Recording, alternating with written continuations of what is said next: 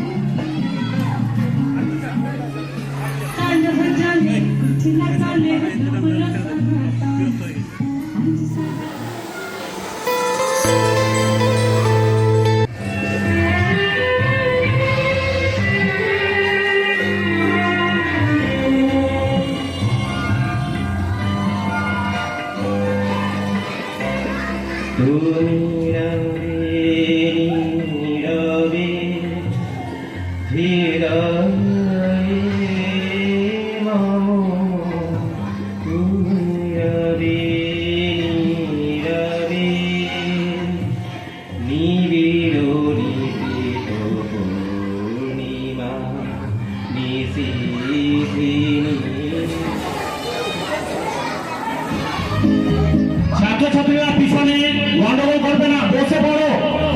আমাদের স্কুলের শিক্ষক যারা আছে তাদেরকে অনুরোধ করছি পিছনটা একটু দেখো,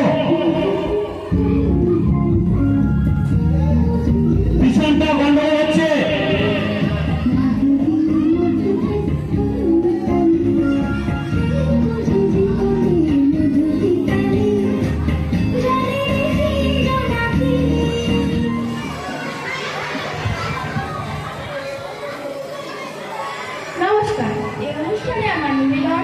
সুভাষ সরকারের লেখা কবিতা ময়ূরপঙ্খী। মেয়ে বলে কি নাম রাখতে?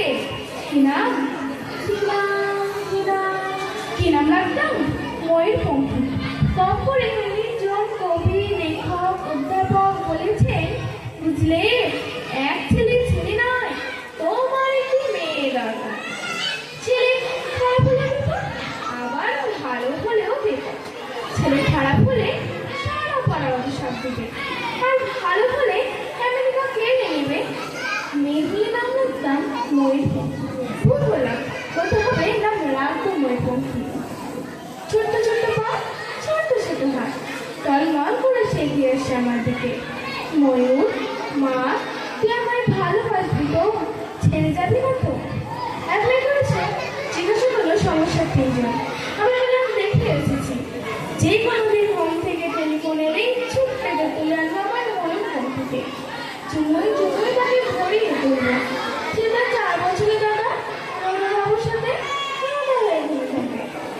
অ্যাপ্লাই করেছি বলি শব্দ তোকে ধুলে এত দেখতে কখনো লাগে না। তাতে ঘুমের ভিতর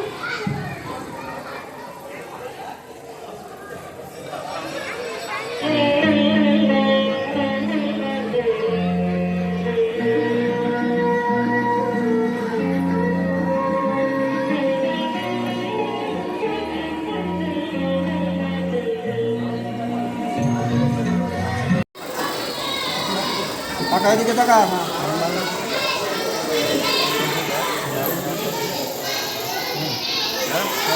ধন্যবাদ।